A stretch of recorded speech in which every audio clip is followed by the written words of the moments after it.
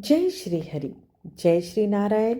भक्तों, स्वागत है आप सभी का माघ मास के पावन महात्म्य पाठ के अध्याय 16 में। माघ मास भगवान विष्णु के विशेष कृपा पाने का मास माना गया है। इस महीने में की गई पूजा, व्रत, दान, स्नान और जप साधक के जीवन में अद्भुत फल प्रदान करता है। आज की कथा अत्यंत मंगलकारी, पवित्र और धर्म मार्ग को दृढ़ करने वाली है।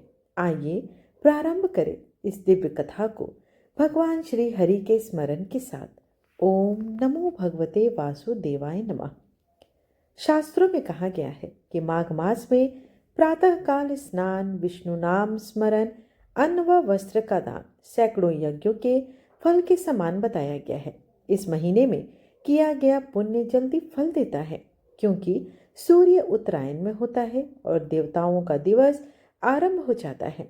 इस मास में मन, वचन और कर्म की शुद्धि विशेष महत्वपूर्ण है। जो व्यक्ति इस समय भगवान विष्णु का स्मरण करता है, उसे पापों से मुक्ति, रोगों से निवृत्ति और घर परिवार में सौभाग्य मिलता है। इसी महत्व को समझाते हुए आज का अध्याय हमें धैर्य, धर्म और सेवा का संदेश देता है।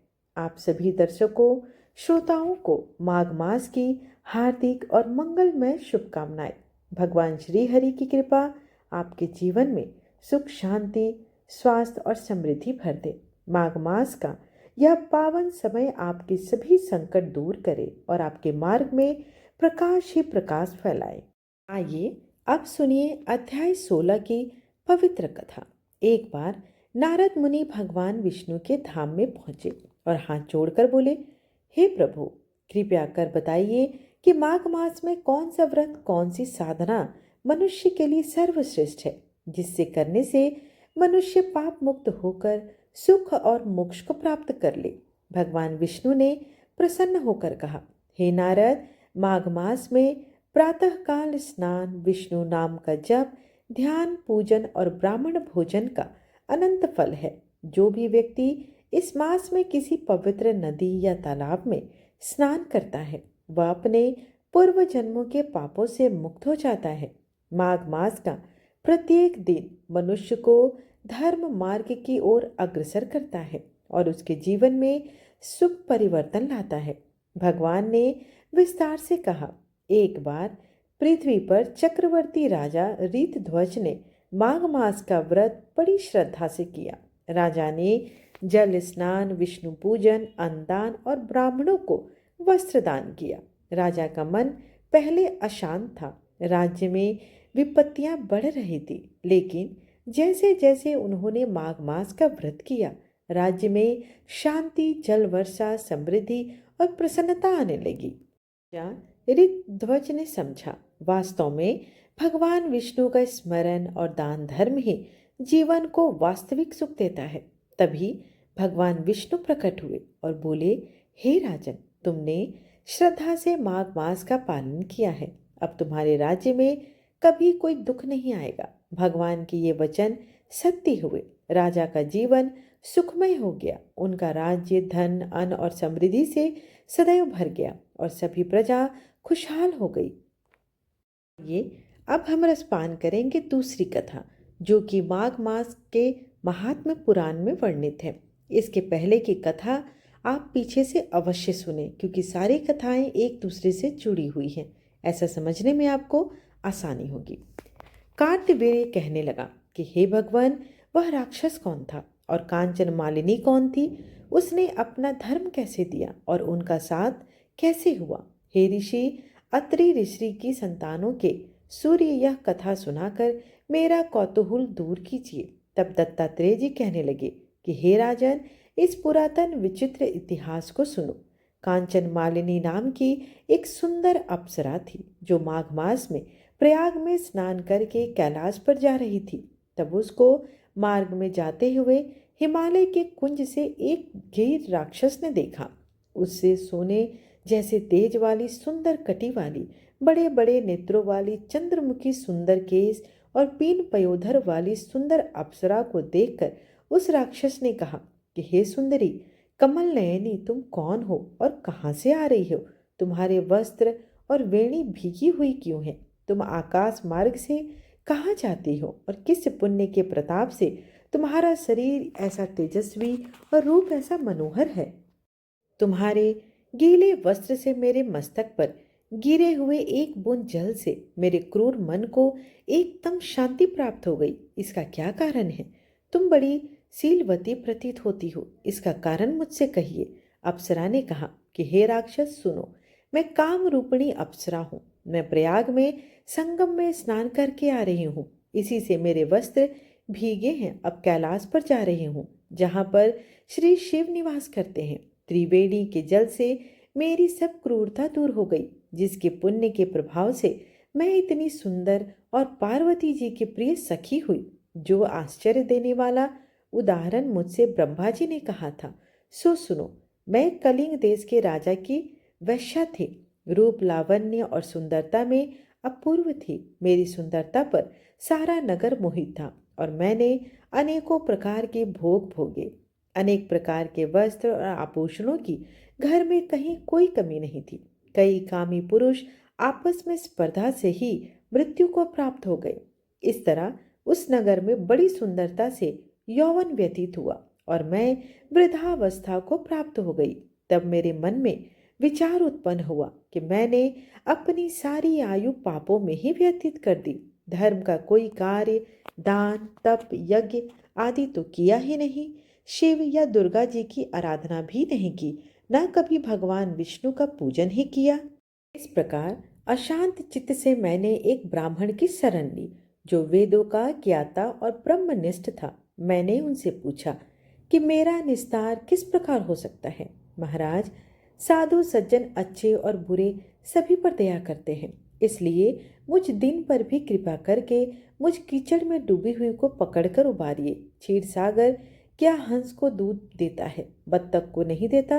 तब वह ब्राह्मण राजा का पुरोहित इन सब बातों को सुनकर मुझ पर दया करके कहने लगा कि तू ब्रह्मा के क्षेत्र प्रयाग में जाकर माघ मास में त्रिवेणी संगम में स्नान कर, परंतु मन में अशुभ क्रिया का विचार नहीं करना। पापों के नाश के लिए महर्षियों ने तीर्थ स्थान से अधिक और कोई प्रायश्चित नहीं बतलाया। प्रयाग में स्नान करने से तू अवश्य पवित्र होकर स्वर्ग को जाएगी।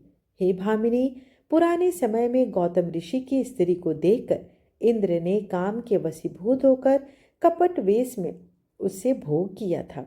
इसलिए ऋषि द्वारा श्राप दिया गया और उसका शरीर अत्यंत लज्जायुक्त हजारों भागों वाला हो गया। तब इंद्र नीचा मुंह करके अपने पाप कर्म की बुराई कराने लगा। मेरु पर्वत के शिखर पर स्वच्छ जल वाले सरोवर पर एक स्वर्ण कमल से भरे हुए कोटर में घुस गया और अपने पाप को धिक्कारता हुआ कामदेव की बुराई करने लगा कि यह सब पापों का मूल है। इसके ही वशीभूत होकर मनुष्य नरक में जाते हैं और अपने धर्म, कीर्ति, यश और धैर्य का नाश कर देते हैं। इंद्र ऐसा सोच रहा था, सो इंद्र के बिना सारा देवलोक शोभाहीन हो गया था। तब देवता, गंधर्व, किन्नर, लोकपाल इंद्राणी के सहित बृहस्पति जी से जाकर पूछने लगे कि हे महाराज, इंद्र के न रहने से स्वर्ग ऐसा शोभाहीन हो गया है जैसे सतपुत्र के बिना श्रेष्ठ कुल। इसलिए स्वर्ग की शोभा के लिए कोई क्रिया सोचिए, इस विषय में देर नहीं लगानी चाहिए। तब बृहस्पति जी कहने लगे कि इंद्र ने बिना सोचे विचारे जो कर्म किया है उसका फल भोग रहा है, सो वह वहाँ है, मैं यह सब जानता हूँ। फिर गुरु जी ने सबको साथ लेकर स्वर्ण कमलों से युक्त बड़े सरोवर में इंद्र को देखा, जिसका मुख मलिन और आंखें बंद थी। तब इंद्र ने बृहस्पति जी के चरणों को पकड़कर कहा कि इस पाप से उद्धार करें, मेरी रक्षा कीजिए। तब बृहस्पति जी ने इंद्र से कहा कि प्रयाग में स्नान करने से ही तुम पाप मुक्त हो जाओगे। तब इंद्र सहित सबने ही प्रयाग में जाकर संगम में स्नान किया और त्रिवेणी स्नान से इंद्र पाप मुक्त हो गए तथा बृहस्पति जी ने इंद्र को वरदान दिया कि तुम्हारे शरीर में जितने भग हैं सब नेत्र हो जाएं। तब इंद्र ब्राह्मण के वर से 1000 नेत्रों से ऐसा सुशोभित हुआ जैसे मानसरोवर में कमल शोभायमान होता है। अप्सरा कहने लगी, हे राक्षस, वह ब्राह्मण कहने लगा कि इंद्र इस प्रकार अपनी अमरावतीपुरी को गया। सो हे कल्याणी, तुम भी देवताओं से सेवा किए जाने वाले प्रयाग में माघ मास में स्नान करने से निष्पाप होकर स्वर्ग में जाओगी। सो मैंने उस ब्राह्मण के यह वचन सुनकर उसके पैरों में पकड़कर प्रणाम किया और घर आकर सब भाई बांधव नौकर चाकर धनादिक त्याग कर शरीर को नष्ट होने वाली वस्तु समझकर घर से निकली और माघ में गंगा यमुना के संगम पर जाकर स्नान किया। सुहे निशाचर, 3 दिन के स्नान से मेरे सब पाप नष्ट हो गए और 27 दिन के पुण्य से मैं देवता हो गई और पार्वती जी की सखी होकर सुख से निवासी करती हूँ। इसलिए मैं प्रयाग के महात्म को याद करके सब देवताओं के सहित माघ में प्रयाग स्नान करती हूँ। सो मैंने अपना यह सब वृत्तांत तुमसे कहा है। तुम भी इस योनि में पड़ने और कुरूप होने का सब कारण कहो।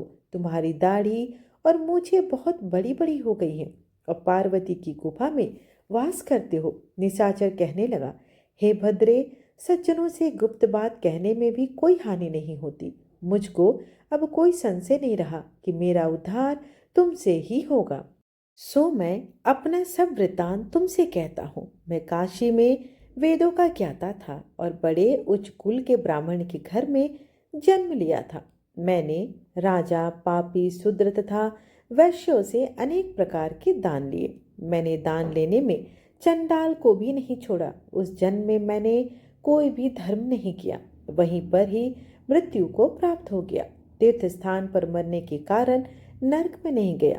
पहले 2 बार गिद्ध योनि में, 3 बार व्याघ्र योनि में, 2 बार सर्प योनि में और 1 बार उल्लू की योनि में और अब 10वीं बार राक्षस हुआ हूँ और सैकड़ों वर्षों से इसी योनि में हूँ। इस स्थान को 3 योजन तक मैंने जंतुहीन कर दिया है। बिना अपराध के बहुत से प्राणियों को मैंने नष्ट किया है। इस कारण मेरा मन अत्यंत दुखी है। तुम्हारे दर्शन से चित्त में कुछ शांति अवश्य हुई है, क्योंकि सज्जनों का संग तुरंत ही सुखदायी होता है। मैंने अपने दुख के कारण आपसे कहे हैं और सज्जन लोग सदैव दूसरों के दुखों से दुखी होते हैं। अब यह बताओ कि इस दुख रूपी समुद्र को कैसे पार कर सकता हूँ? क्या क्षीर सागर हंस को ही दूध देता है, बगुले को नहीं? दत्तात्रेय जी कहने लगे कि इस प्रकार उसे वचन सुनकर कांचन मालिनी कहने लगी कि हे राक्षस, मैं अवश्य तुम्हारा कल्याण करूंगी। मैंने दृढ़ प्रतिज्ञा की है कि तुम्हारी मुक्ति के लिए प्रयत्न करूंगी। मैंने बहुत बार प्रयाग में स्नान किया है।